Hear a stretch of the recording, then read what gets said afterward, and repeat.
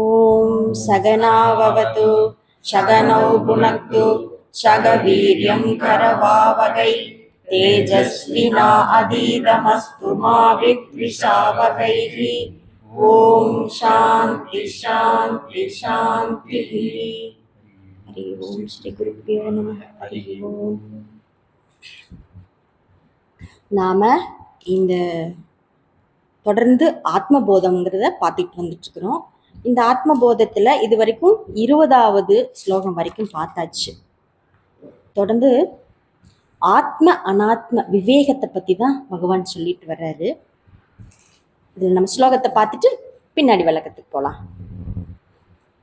தேக இந்திரிய குணான் கர்மணி குணான் கர்மாணி அமலே சச்சிதாத்மனி அத்யஸ்யந்தி அவிவிவேகேன ககனே நீலாதிவத்.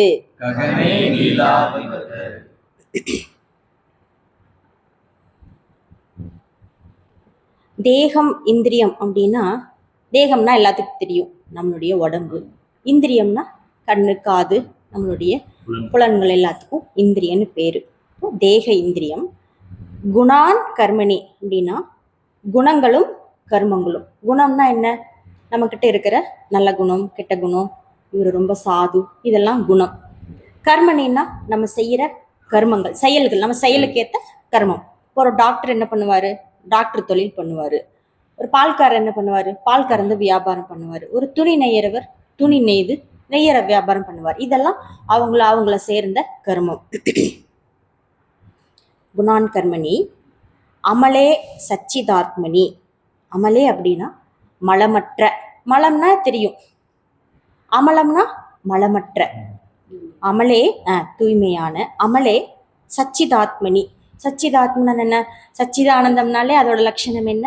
ஆத்மா, பிரம்மஸ்வரூபம் தான் சச்சிதாத்மனி. அத்யஸ்யந்தி அவிவிவேகேன. அத்யஸ்யந்தினா நாம ஒன்ன இன்னொன்னா பார்க்கறது. இது எதனால இப்படி பார்க்கறோம்னா அவிவிவேகத்தினால, நமக்கு பிரிச்சு பார்க்கக்கூடிய அறிவில்லாததுனால. இதுதானப்பா நம்ம நெத்தியில காலைல எழுந்து குளிச்சுக்கிட்டு நெத்திக்கிட்டு இருக்கிறோம். இப்போ 2 கலர்ல நான் ஒன்னா வச்சிருப்பேன். சம்டைம் வந்துட்டு ஒயிட் சந்தனம் மஞ்சள் சந்தனம்னு 2 இருக்கும். ஆனா இது சந்தனம்னு தெரியாது, ஒயிட்டா இருக்கிறது. அது விபூதி நினைச்சுக்குவோம். ஆனா கடையில வாங்கும்போது அது ஒயிட் சந்தனம், இது மஞ்சள் சந்தனம். ஆனா நமக்கு தெரியுது, விவேகத்தால எனக்கு இது 2ம் வேறன்னு தெரியுது. புதுசா என்னோட டிராவணிக்கு இப்ப ராதாமா பொட்டு வைக்க கேட்கறாங்க, போய் எடுங்கன்னா அவங்களுக்கு என்ன ஒயிட்டா இருக்குது, இது வேற அது வேற நினைப்பாங்க. ஏன்னா அவங்களுக்கு அதை பத்தின விவேகம் தெரியல. அப்போ விவேகம் இல்லாததுனாலதான் அத்தியாசம் தோன்றுது. இப்போ உன்னை பத்தின அறிவு முழுமையா வந்துருச்சுன்னா அங்க அத்தியாசம் வர்றதுக்கு வாய்ப்பு இல்லை. அறிவு இல்லாததுனாலதான் அத்தியாசம் உண்டாகுது. அவிவிவேகேன அத்தியஸ்யந்த அவிவிவேகேன. எந்த மாதிரி இது எப்படி நான் புரிஞ்சுக்கிறது அப்படின்னா, ககனே நீலாதிவத்து. ககனேனா விண்வெளி, ஆகாயம். ஆகாயத்துல நீலாதிவத்து, நீலம் போன்ற நிறங்களை பார்க்குறோம். ஆகாயத்துக்கு நீல நிறம் உண்டா? அப்புறம் சாயங்கால நேரத்துல மஞ்சள் வானம் வந்துருச்சுன்னு அப்படியே மஞ்சள் இருந்தா வந்து பாருங்க மஞ்சள் கலர் வானம், வாங்க பாருங்கன்னு கூப்பிடுவாங்க. போய் பார்த்தா மஞ்சளேன்னு இருக்கும், அப்படியே மாம்பழம் மாதிரி இருக்கும். அப்புறம் மழை காலங்களில் பார்த்தா வானமெல்லாம் அப்படியே கருண்டு இருண்டு திரண்டு இருக்கும். நடு ராத்திரியில பார்த்தா கருமுசூன்னு கும் இருட்டா இருக்கும். இதெல்லாம் வானத்தினுடைய நிறமா? நிறமே இல்லாத வானத்தின் மேல நம்ம நீல நிறம் மஞ்சள் நிறம் கர்ப்பம் இருக்கிறது எல்லாம் பார்க்கிறோம். அது போல அப்படின்னு இந்த ஸ்லோகம் விளக்குது. இதுக்கு மேல பார்ப்போம். தேக இந்திரிய குணக்கர்மங்களை. இப்ப தேகம்னா முதல்ல பார்த்தோம், இந்த சரீரம்னு பார்த்தோம். இப்போ அதனுடைய லட்சணம் என்ன? தேகத்தினுடைய ஒரு ரியாலிட்டி என்னன்னு பார்த்தா, இவங்க குண்டு, இவங்க கருப்பு, என்னடா குள்ளமா இருக்கிறாங்க, செம கலர், நல்லா ஃபேரா அழகா இருக்காங்களே, இதெல்லாம் தேகத்துக்கு சொல்றது தானே. நம்ம இவன் நெடுன்னு வளர்ந்துட்டான், ஆனா உடம்பே வெயிட் போல சொட்டகோல் மாதிரி இருக்கிறான் அப்படின்னு நம்ம எதை சொல்றோம்? இதெல்லாம் இந்த தேகத்துக்கு சொல்ற அடையாளங்கள். அப்புறம் இந்திரியம் வர நிறைய இருக்குது. இந்திரியம்னா என்ன? இந்த கண்ணு, அப்பா நல்லா தெரியுது. இப்போ சுவாமியெல்லாம் ஒரு புக் அடிச்சுட்டு வந்தாங்க. அந்த புக்கு அவ்வளோ பார்க்கவே ஆசையா இருந்துச்சு. சரி எப்படியாவது ஒரு 2 பேஜாவது படிச்சிடலான்னு படிக்கிறேன். படிக்க எழுத்தெல்லாம் அப்படி மேகமாட்ட போயிருச்சு. என்னடான்னு பார்த்தா நம்ம கண்ணு மோசமா இருக்குது, எல்லாத்துக்கும் அந்த எழுத்து ஒழுக்கமா தான் தெரியுது. என்னடா திடீர்னு எழுத்தெல்லாம் அப்படியே மேகமா நகருதேன்னா எனக்கு கண் பார்வை மங்களா இருக்குது. அப்ப படிக்கிறதுக்காக கண்ணாடி போட்டா என் கண்ணு நல்லா இருக்குது. இப்ப என் கண்ணு மங்களா இருக்குது, இன்னொருத்தர் கண்ணு நல்லா தெரியுது. அதே மாதிரி இந்த காது நல்லா கேட்குது, இந்த காது நல்லா கேட்கல. இப்ப இந்திரியங்களுடைய அதோடைய உண்மைத்தன்மையெல்லாம் என்னன்னா, அது எப்பவுமே சூப்பரா குட்டா இருக்கிறது இல்லை, அதுகிட்ட நிறைய குறை இருந்துகிட்டு தான் இருக்குது. அப்புறம் குணம்னா என்ன? நான் நல்லவன், நான் ரொம்ப நல்லவன்டா, அப்புறம் நான் சாது, நான் சன்னியாசி, அப்புறம் இன்னொன்று என்ன சொல்ல, இவன் சரியான மோசமானவன், கெட்டவன். இதெல்லாம் குணம். அதாவது நம்ம ஒரு குணம் வச்சிருக்கிறோம். கோவக்காரன், சரியான வஞ்சனக்காரன்ப்பா, அவனை மட்டும் நம்பிடாத, சரியான நம்பிக்கை துரோகி. இதெல்லாம் அவன் மேல நம்ம பார்க்குற குணங்கள் தானே குணம். அப்புறம் கர்மானின்னா என்ன? டாக்டர் வேலையை பார்ப்பாரு, பால்காரர் வேலையை பார்ப்பாரு, ஊசி போடுவார் டாக்டரு. அப்புறம் பூ வியாபாரி என்ன பண்ணுவார்? அவரோட வேலையை பார்ப்பாரு. இப்போ எல்லாமே அவங்கவுங்க செய்யற கர்மத்தை குறித்து கர்மாணி. இப்போ தேக இந்திரிய குண கர்மாணி. சரி, இதெல்லாம் இருக்குது. இதெல்லாம் எதுக்காக இப்போ இவ்வளோத்தையும் சொல்லிட்டு இருக்கிறீங்க அப்படின்னா, என்ன நடந்திருக்குதுன்னா, அமலே சச்சிதாத்மனி அத்தியஸ்யந்தி அவிவிவேகேன. அமலமான சச்சிதானந்த ஸ்வரூபமான சுத்தமான ஆத்மா மேல நான் அவிவிவேகத்தினால இந்த தேக இந்திரிய குண கர்மங்களை எல்லாம் அத்தியாசம் பண்ணிக்கிட்டேன். என் தன்மை என்னன்னு தெரிஞ்சிருச்சுன்னா நான் அத்தியாசம் பண்ணியிருக்க மாட்டேன். என் தன்மை தெரியலையேங்காட்டித்தானே இந்த கர்மாந்திரத்தெல்லாம் தூக்கி நான் என் மேல போட்டுட்டு இருக்கிறேன். காலந்தொட்டும் நாம் இதைத்தானே நாம நினைச்சுக்கிட்டு இருக்கிறோம். இப்போ என் தன்மை என்ன அப்படின்னா, அது மலமற்ற தன்மை, அது அமலமானது, சுத்த சத்துவமான சச்சிதானந்த ஸ்வரூபமானது என்னோட தன்மை. இப்போ இந்த தன்மையின் மேல இவைகளெல்லாம் நான் ஏற்றி பார்க்கிறேன், அத்தியாசம் செய்து பார்க்கிறேன். என்னுடைய சுத்த தன்மையை நான் விளங்கிக்கிட்டு அதுவா நான் இருக்கல, அது இருக்கிறதே எனக்கு தெரியல. தெரிஞ்சிருந்தா தானே இது பார்ப்பா, இதுதான் நான், இது நான் இல்லை. எனக்கு விவேகம் இல்லை, அதை பற்றி நான் அறிவு இல்லை. அப்போ என்னாகும்? அங்கே நான் என் மேல தவறாக அத்தியாசம் செய்து கொள்கிறேன். எந்த மாதிரி? அத்தியஸ்யந்தி அவிவிவேகேன, அதாவது பிரிச்சு பார்க்கக்கூடிய அறிவில்லாததுனால. இப்போ இந்த இந்திரியங்கள் குணங்கள் கர்மம் எல்லாம் என்ன நடக்குதுன்னா, ஒரு காலத்துல வருது, ஒரு நேரத்துல நம்ம கூட இருக்குது, ஒரு காலத்துல இல்லாம போகுது. இந்த இந்த இந்த இவங்க எல்லாமே எப்பவுமே நம்ம கூட இருக்கிறாங்களா? நீங்க பிறக்கிறதுக்கு முன்னாடி இந்த உடம்பு இருந்துச்சா? நமக்கு இல்லை. செத்து போனதுக்கு அப்புறமா இல்லாம போகுது. அப்போ இந்த உடம்பு நடுவாந்திரத்துல இருந்தது, முன்னையும் நமக்கு இல்லை, பின்னையும் நமக்கு இல்லை. அப்ப இந்த தேகம் என்னுடையதா? அப்ப இந்த தேகத்தை சார்ந்து என் கண்ணு கொஞ்சம் மோசம்தான்ப்பா, எனக்கு நான் கண்ணாடி போடணும், ஆனா கண்ணாடி போட்டேன்னா இந்த அதுக்குள்ள கண்ணாடி எல்லாம் போட்டுச்சு, நீ எதையாவது நக்கல் பண்ணுவாங்களேன்னு படிக்கிற கண்ணாடி வாங்கி வச்சு யூஸ் பண்ணாம டப்பாக்குள்ள போட்டு மூடி வச்சிருக்கேன். அப்ப இந்த இந்திரியங்கள் குறிச்சும் நமக்கு வரக்கூடிய திருப்தியின்மையெல்லாம் அது போகிறதுனால தானே. அது எப்போ இருந்திருந்தா அதோட குணம் இதுன்னு நம்ம திருப்தி பட்டிருப்போம். அது போகுதேயா, அது எப்படின்னு அதோட ரியாலிட்டி நான் புரிஞ்சிருக்க முடியும், அது வேற மாதிரி ஆகி போயிடுது. இதே மாதிரி என்னுடைய ஆத்மாவின் மேல இவைகளை எல்லாம் நான் ஏத்தி பார்க்கறதுனால போகிறதுன்னு தெரிஞ்சுக்குங்க. வராமலும் போகாமலும் இருப்பதுதான் என்னோட சொரூபம். இதெல்லாம் போகிறது. நான் எந்த மாதிரி இதையெல்லாம் நான் புரிஞ்சு வச்சிருக்கிறேன்னா, ககனே நீலாதிவத்து, ஆகாயத்துல வானத்துல நான் நீல நிறத்தை பார்க்குறேன், ஆரஞ்சு வர்ணத்தை பார்க்குறேன், இருட்டு நேரத்துல கருகும்னு இருட்டை பார்க்குறேன். உண்மையில வானத்தின் மேல இந்த நிறங்களோ இந்த இருட்டோ எதுவுமே கிடையாது. ஆனா இருக்கிறது போல நான் பார்க்கிறேன். உண்மையில் என் சொரூபம் என்ன? அழுக்கற்ற அமலமான சச்சிதானந்த சொரூபம் என்னுடையது அப்படின்னு இந்த ஸ்லோகம். அப்புறம் இன்னொரு விஷயம் சொல்றேன், அது அல்லாததன் மேல் அதன் புத்தி. இப்போ சுவாமி சொல்லுவாங்க, தஸ்மின் தத் புத்தி இல்ல, தஸ்மின் தத் புத்தினா என் மேல நான் என்னுடைய புத்தி வச்சேன்னா நான் ஆத்மா. இப்ப தஸ்மின் அதத் புத்தி, என் மேல நான் வேற புத்தி வச்சேன்னா நான் அத்தியாசம் பண்ணிக்கிறேன். இப்போ தஸ்மின் தத் புத்தி நம்மக்கிட்ட இருக்குதான்னா இருக்குதுப்பா, அதெல்லாம் எந்த மாற்றமும் இல்லை. ஆனால் பல நேரத்தில் நம்ம அதை எப்படி நம்ம நழுவ விடுறோம் அப்படின்னா, இங்கே பாம்பு இல்லை, ஆனால் எனக்கு ஒரு பயம் வந்துருச்சுன்னா அந்த டப்பாவை வெறும் டப்பா இங்கே கயிறெல்லாம் இருக்குது, பாம்பு இல்லை ஆனால் பயம் வந்துருச்சுன்னா இது எனக்கு பாம்பாயிடுது.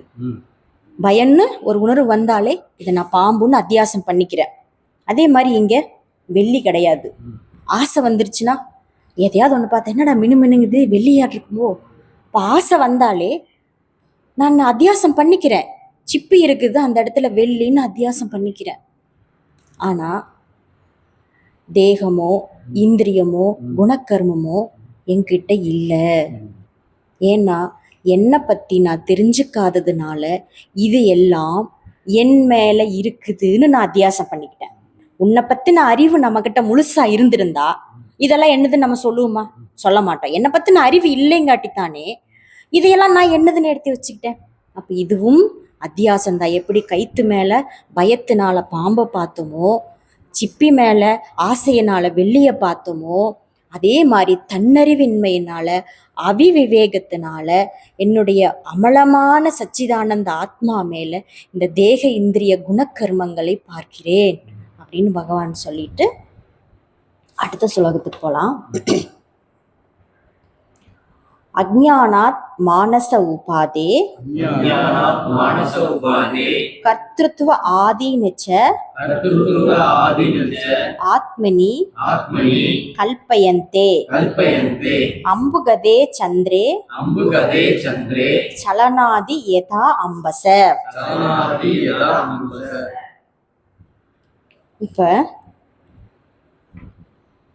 அறியாமையால இந்த மானச உபாதி மனதினுடைய சஞ்சலங்களை எல்லாம், அதாவது அஜ்ஞானாத் அப்படின்னா அறியாமையால், மானச உபாதேனா மனதினுடைய சஞ்சலங்களை, கர்த்ருத்வ ஆதீனிச்ச, கர்த்திருவம்னா என்ன? எதையெல்லாம் நான் செய்கிறேனோ அது எல்லாம் கர்த்திருவம். இந்த மனதினுடைய உபாதிகள்லாம் கர்த்திருவம் ஆதீனிச்ச, நான் செய்கிறேன் என்னென்னவெல்லாம் நம்மளால முடியுதோ அத்தனை எடுத்து போட்டுக்கும் இந்த மனதினுடைய இயல்பு. அதே ஆத்மனி, ஆத்மாவின் மேல், அதாவது இங்க சாமி என்ன சொல்றாருன்னா அதாவது பிரத்யேகாத்மாவின் பேரில் அப்படின்னா, இப்போ என்னுடைய ஆத்மா சுயம் ஸ்வரூபமான எல்லாத்துக்கும் ஒன்றேயான ஆத்ம வஸ்துன்னு இல்லாம இங்க நான் என்ன பண்றேன்னா, எனக்குள்ள இருக்கிற அந்த தனிய இண்டிவிஜுவலான தன்மையை நான் ஆத்மான்னு நினைச்சுக்கிறேன். இப்படிப்பட்ட அதுக்கு பேர் பிரத்யேகாத்மான்னு சொல்லியிருக்காங்க சுவாமி. இதை பற்றின எனக்கு இன்னும் கொஞ்சம் டீட்டெயில் தெரியணும். நான் அதை அடுத்த முறை நான் கேட்டுக்கும் போது ஒருவேளை உங்களுக்கே தெரிஞ்சிருந்தா அதை புரிஞ்சுக்கோங்க. பிரத்யேகாத்மாவின் பேரில் கல்பயந்தே கற்பிக்கிறார்கள். எப்படி? எதா அம்புகதே நீரில் தெரிகின்ற, சந்திரே நிலாவின் பேரில், அம்பச நீரினுடைய சலனங்கள் அசைவதும் நடுங்குவதும் போன்று அப்படின்னு இந்த ஸ்லோகத்தினுடைய தமிழ் விளக்கம். இப்போ என்னன்னா, இப்போ நீரினுடைய தன்மை என்ன? நீரினுடைய ஒரு இயல்பு தன்மை என்னன்னா, அது நல்லா அடுப்புல வச்சு கொதிக்க வச்சா ஆவி ஆயிடும். அதே தண்ணி நல்லா ஆறுனதுக்கு அப்புறம் ஃப்ரீசர்ல ஊற்றி வச்சா ஐஸ் கட்டி ஆயிடும். அப்புறம் எங்காவது குழந்தைங்க தெரியாம விளையாடையில கவுத்து விட்டுருச்சுன்னா குடுகுன்னு வலிஞ்சு ஓடிடும். அப்புறம் அதே தண்ணியை நம்ம டீ போடுறதுக்கு டீ தூள் போட்டோம்னா அது டீ ஆகிடும். அப்போது நீரினுடைய இயல்பு தன்மை அது என்ன ஆகுதுன்னா ஓட்டமுடையதாக இருக்குது. அது இயல்பு தன்மையில் நீர் எந்த மாதிரியும் அதுக்கான சலனங்கள் ஏற்படும். நீரினுடைய இயல்பு ஒரு குளிர்ச்சியான தன்மை. ஆனால் அதன் மேலே சலனம் ஏற்படும் போதோ, அதை கொதிக்க வைக்கும் போது ஆவியாகவோ, சலனம் ஏற்படும் போது நடுக்கமோ, ஃப்ரீசரில் போட்டு ஐஸ் ஆகிறது, இது மாதிரியெல்லாம் நீருக்கு சலனங்கள் ஏற்படுவதனால அம்பசக, அதாவது நீரினுடைய சலனத்தினால் எங்கடா காணும், சந்திரே சலனாதிபத் யதா அம்பச, அவன் அந்த வானத்திலிருந்து சந்திரன் தெரிகிறார். இங்க இந்த நீர்ல தெரியும் போது இந்த நீரினுடைய சலனத்தையும் இந்த காஞ்ச ஆவியா போற தன்மையெல்லாம் இந்த நிலாவில் இருப்பது போல நான் பார்க்கிறேன். நிலாவுக்கு இந்த எந்த சலனமும் இல்லை. தண்ணி ஐஸ் கட்டியா மாத்தலாம், ஆனா நிலா ஐஸா மாறிச்சா இல்ல. தண்ணி கவுத்துட்டா ஓடுது, நிலா ஓடுச்சா இல்ல. ஆனா நிலா எப்பவும் இருக்குது, தண்ணியில தெரியுது. ஆனா தண்ணியினுடைய இந்த சலனத்தினால இது நிலா நடுங்குவது போலவும் கவுந்து போனது போலவும் நமக்கு தெரியுது. எனக்கு சின்ன குழந்தைங்கள ஒரு முறை நான் விளையாட்டு காட்டும்போது எனக்கு நினைவு இருக்குது. ஒரு நல்லா இந்த பித்தளை அண்டா, அது விளக்காம நல்லா கருகருன்னு கிடந்தது. அது எப்பவுமே நம்ம வெளியே வாசல்ல தண்ணி வைக்கிறதுக்காக வச்சிருக்கிற அண்டா. இப்போ தண்ணி எப்பவுமே நிறச்சி வச்சிருப்பாங்க.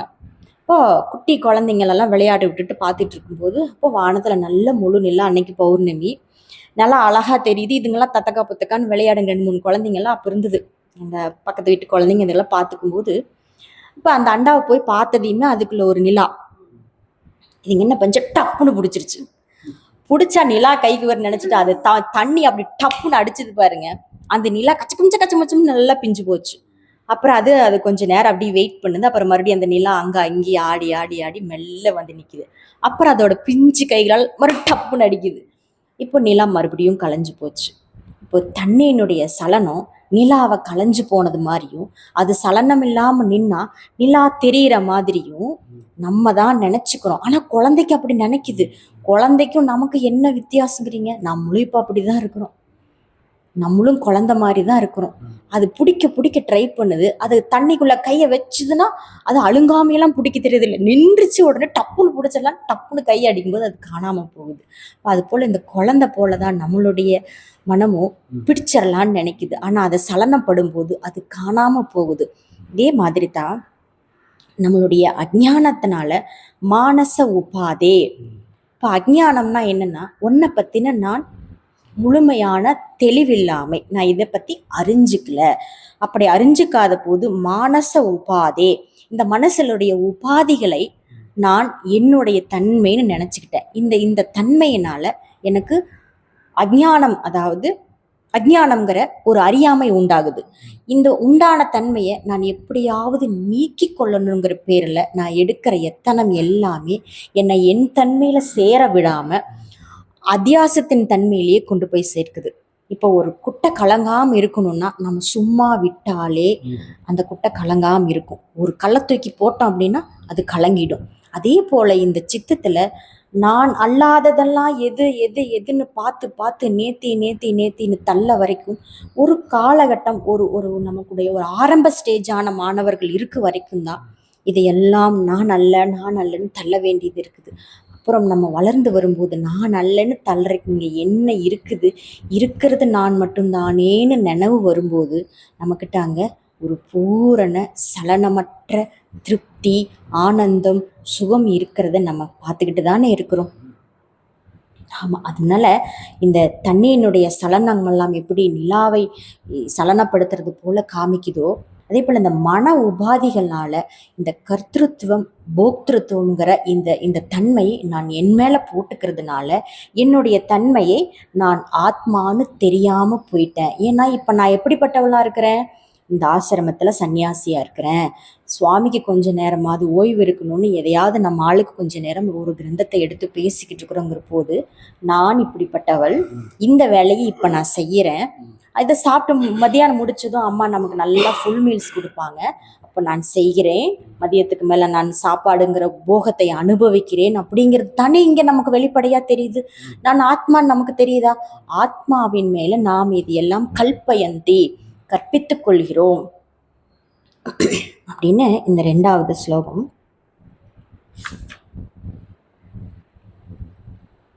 3வது ராக இச்சா சுகதுக்காதி புத்தௌ சத்யாம் பிரவர்த்ததே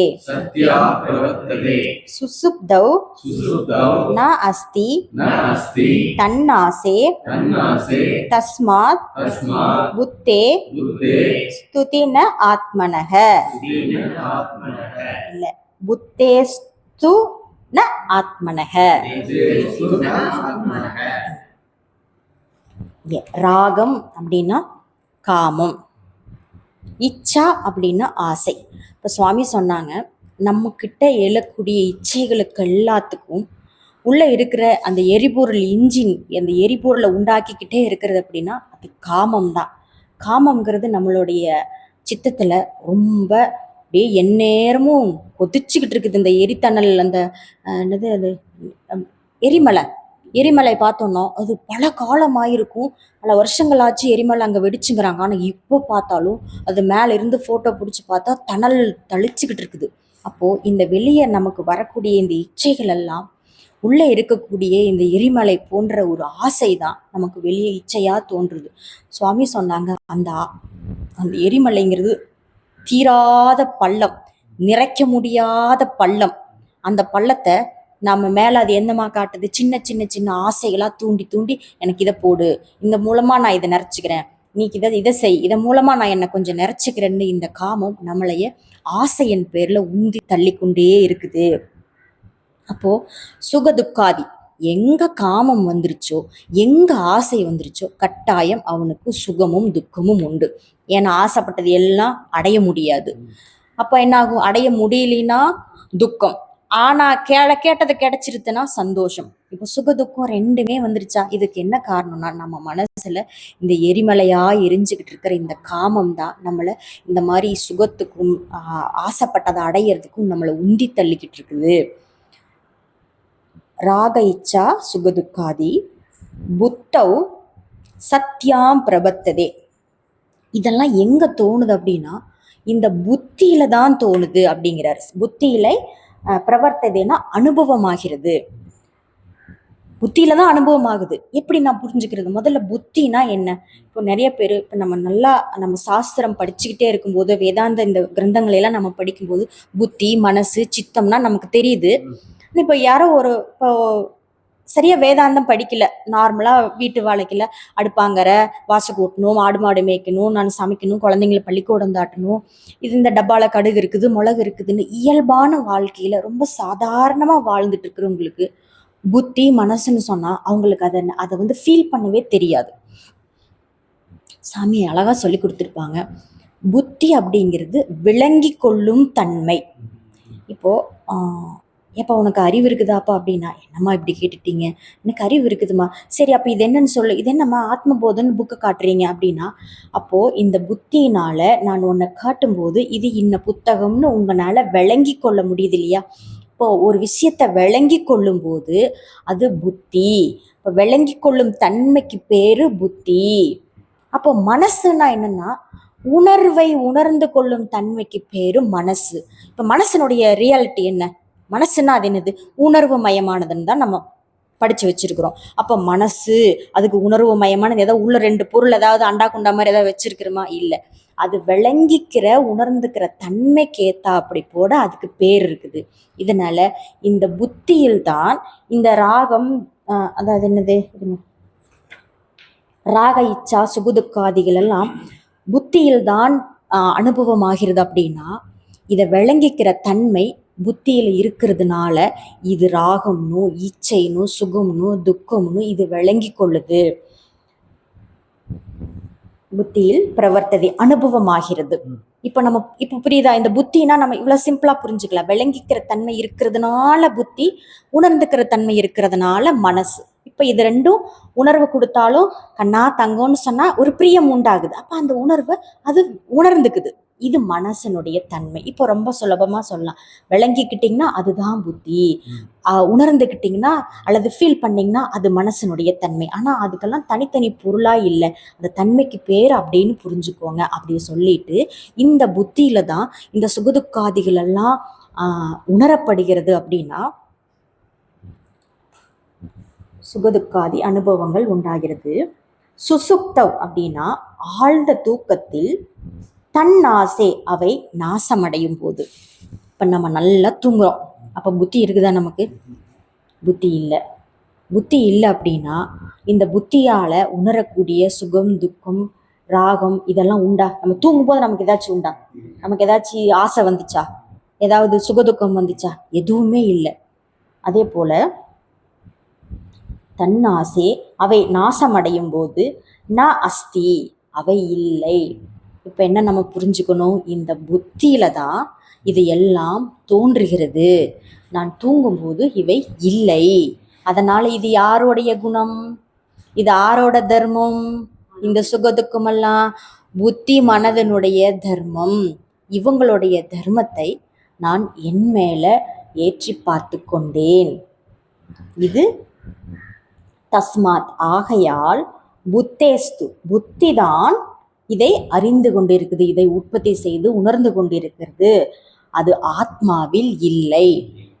இப்போ ஆத்மா அன்வயமா எப்போதும் இருந்து கொண்டே இருக்குது. கனவிலும் நனவிலும் விழிப்பிலும் ஆத்மா இல்லாத நேரமே இல்லை. ஆனா இது அன்வயம்னு சொல்றோம். ஆத்மாவனுடைய அந்த இருப்பை எப்போதும் இருந்து கொண்டிருக்கிறத அன்வயம்னு சொல்றோம். இந்த புத்தியில வந்துச்சு இந்த உணர்வுகள்லாம், இது என்னது? வீத்தரேகம். ஏன்னா இது வந்துச்சு போச்சு, வந்து போகிறதுனால இது என்னுடையது இல்லை அப்படின்னு இந்த 3 ஸ்லோகத்தை பகவான் இந்த ரூபமா சொல்லிட்டு, இதுக்கப்புறமா சுவாமி ஒன்று சொன்னாங்க. இது இந்த 3 ஸ்லோகமுமே ஆத்மாவனுடைய தன்மையை எல்லாத்தையும் நாம மறைச்சு வேறு வேறா பார்க்கறதுனால தான் இந்த பஞ்சாயத்தெல்லாம் உண்டாகுது அப்படின்னு சொன்னாங்க. இதுக்கு இந்த இந்த அத்தியாசத்துக்கு இன்னும் 2 விதமான பேர் சொல்லியிருக்காங்க. என்ன அப்படின்னா, வெறுமனே அத்தியாசம் மட்டும்தான் நம்ம கிட்ட நடக்குதா அப்படின்னா இல்லை. நாம ஒரு இடத்து இப்போ பாரு, இந்த பூவை பார்க்குறோம். நிச்சயமா நான் போகும்போது இந்த பூ கொடுத்தேன்னா எல்லாரும் இதை பிரசாதம்னு வாங்கிக்குவாங்க. ஏன்? இது ஏன்னா சுவாமியினுடைய பாதத்துக்கு நாம நமஸ்காரம் பண்றதுக்காக போட்ட பூ. இப்போ இது சாதாரண பூ தான். நம்ம குருஜிக்கு அதை சமர்ப்பணம் பண்ணி அதை பாத பூஜை பண்ணும்போது இதை நம்ம வீட்டில் எடுத்துட்டு போய் பிரசாதமா வைக்கிறோம். ஏன் இந்த சாதாரண பூக்கு இவ்வளோ ஒரு மரியாதை வந்துச்சு? ஏன்னா இந்த பூ மேல நான் ஒரு மரியாதையை ஏற்றி பார்க்கிறேன். இதற்கு பேரு அத்தியாரோபம். அத்தியாரோபம், நான் இருக்கிற வஸ்துவின் மேல தெரிந்தே, இது பூன்னு தான் தெரியுது, இது பூதான், எல்லாத்துக்கும் இது பூன்னு தான் இருக்குது. ஆனா இதன் மேல நான் என்ன பண்றேன்? சுவாமி கிட்ட பூன்னு சொல்லும் போது நான் தெரிந்தே இதை அத்தியாரோபம் பண்ணிக்கிறேன். இதுக்கும் அத்தியாசம் தான், ஆனா தெரிந்தே செய்வதனால் அத்தியாரோபம். நம்ம அன்னைக்கு நம்ம காந்தி சுவாமி வந்துட்டு ஒரு மலைக்கு போனாங்க. அங்கிருந்து 2 கல் எடுத்துட்டு வந்தாங்க. அது அங்கிருந்து வர வரைக்கும் வெறும் கல்லு தான். சுவாமி கொண்டாந்து அதை குளிப்பாட்டிட்டு அந்த மரத்துக்கடியில வச்ச உடனே இப்ப அவர் சாமி ஆயிட்டாரு. வெறும் கல்லு தான். சாமி ஆனதுக்கு அப்புறமா அது பூஜிக்கத்தக்கதாயிடுச்சு. அப்ப நம்ம தெரிஞ்சுதானே ஏத்தி வைக்கிறோம். கல்லு தான், தெரிஞ்சே வச்சதுனால அது சாமி. இப்ப தெரிஞ்சே ஒன்றின் மேல நாம ஒன்ன மதிப்பை வச்சோம்னா அதுக்கு பேரு அத்தியாரோபம். இப்போ காவி கலர் பக்கத்துல ஒரு ஒயிட் இன்னொன்னு கிரீன் வந்தா இது கொடி ஆயிடுச்சு. நேற்று சுதந்திர தினம், கொடி பறக்க விடணும்னு சுவாமி முந்தா நேற்று நைட்லன்னு சொல்லிட்டு இருந்தாங்க. ஒரு பயவுலையும் கொடி வாங்கிட்டு வரல. எங்க ஆள்கிட்ட சொல்லி அவரு கடை அங்க இல்லை இங்க இல்லைன்னு கொடி வாங்காம விட்டுட்டாங்க. அப்போ கொடி பறக்க வைக்கணும் தான். ஏன் கொடி? சாதாரண வீட்டுல இத்தனை துணி இருக்குது, ஏன் கொடிக்காக கடையா அழிஞ்சிட்டு கொடியே இல்லைன்ட்டு வந்துட்டான். நம்ம வீட்டுல அதே துணி தானே இருக்குது. ஆனா அந்த நிறத்துக்கும் அந்த வர்ணத்தையும் நான் அங்க ஏத்தி வச்சேன்னா எனக்கு தேசிய பற்று உண்டு. நான் இந்திய குடிமகன்.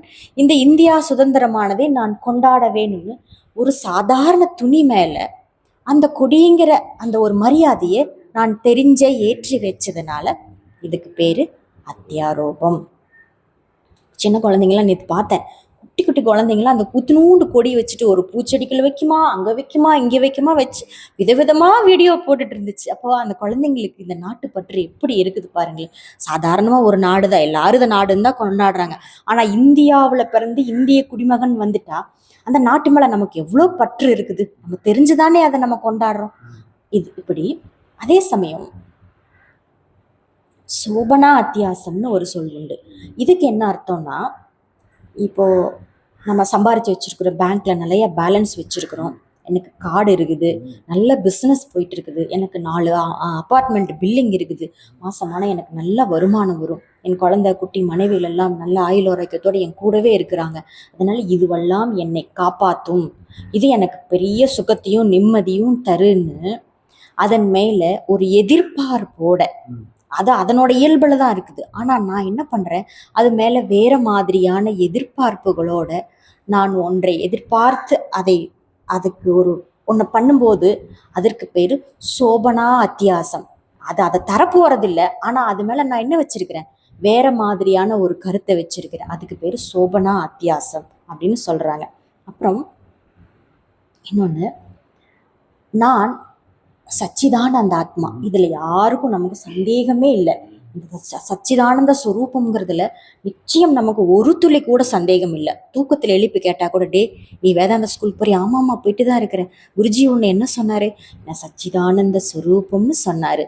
அப்புறம் பொம்மிமா சொன்னாங்க, அமலே சச்சிதானந்தம், அந்த ஆத்மா மலமற்றதுன்னு சொன்னாங்களே. இப்படி மலமற்ற இந்த சச்சிதானந்த ஸ்வரூபத்தின் மேல நான் ஏன் இந்த மலங்களை பார்க்குறேன்? எத்தனையோ மலங்களை பார்க்குறேன். மன உபாதியினால் வரக்கூடிய கர்த்தா போக்தாங்கிற மலத்தை பார்க்குறேன். இந்த தேக குணகர்மங்களால் இதை கூட ஒட்டிக்கிட்டு வந்த இந்த ஒட்டுண்ணி மாதிரி இருக்கிற கர்மங்களை எல்லாம் நான் பார்க்குறேன். இதை எப்போதான் நான் விட்டு ஒழிப்புது? சுவாமி சொல்லுவாங்க, இந்த சாமி இந்த சைவ சித்தாந்தத்தை சொல்லுவாங்களே, அது என்ன சாமி 3 சொல்லுவாங்க? கண்மமலம்,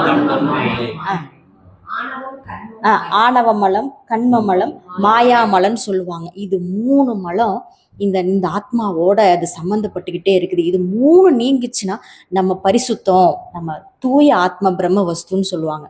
இப்போ இந்த மலத்தை சுவாமி எப்படி அதை டெஃபினிஷன் பண்ணி கொடுத்தாங்கன்னா, இங்க இந்த இடத்துல இப்போ இந்த பொருள்ல இப்போது இந்த காலத்துல இந்த மும்மலமும் இதுதானே. இந்த மும்மலத்தின் இந்த நானாகி என் ஆத்மா மேல இந்த மும்மலங்கள் மாதிரி மாதிரி மொச்சிக்கிட்டு இருக்குதே. என்னை எப்படா நான் இதுல இருந்து விடுவிக்க போறேன்? என்ன நான் கட்டுப்படுத்தப்பட்ட உணர்வு, கட்டுப்படுத்தப்பட்ட அறிவு, கட்டுப்படுத்தப்பட்ட போகம், இது எதனால வந்துச்சு? காலத்தால. இப்பதான்ப்பா இந்த காலம்தான்ப்பா. இப்போ நேரத்தால், இடத்தால இப்போ நான் இங்கதான் இருக்க முடியும். இடத்தால, காலத்தால இந்த டைம்ல இப்ப இந்த காலத்துலதான் இருக்க முடியும். இடம், காலம், பொருள், வஸ்து, இந்த பொருளால இது இப்படிதான் இருக்க முடியும். இது இப்படி என்ன கட்டுப்படுத்துதே. இடத்தாலும் காலத்தாலும் பொருளாலும் கட்டுப்படுத்தப்பட்ட இந்த உணர்வு எப்படி இருக்கும்? இப்போ இங்க இப்படி இப்படி இப்படி போய் சிக்கிட்டியாடா, டே இந்த நேரம் பார்த்து அங்க போனியாடா, நீ போய் இப்படியா போய் மாட்டிக்கணும் அப்படின்னு கட்டுப்படுத்தப்பட்ட உணர்வு தானே சதா காலமும் நம்மளை ஆத்ம வஸ்துவா இருக்கிற நம்மளை சின்ன பின்னப்படுத்திக்கிட்டு இருக்குது. அதனால இந்த 3 மலங்கள்லாம் இங்க இப்போது இப்படியாக நான் இருக்கிறேன்கிறத விட்டு எங்கும் எப்போதும் நான் எல்லாமுமாக இருக்கிறேன் அப்படிங்கிற அந்த தன்மை தான் உன்னுடைய அமலமான சச்சிதானந்த தன்மை. அது மலமற்றது.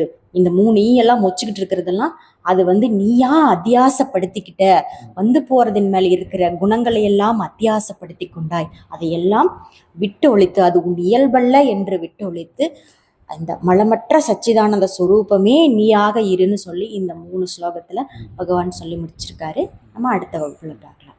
ஓம் தத்சத்.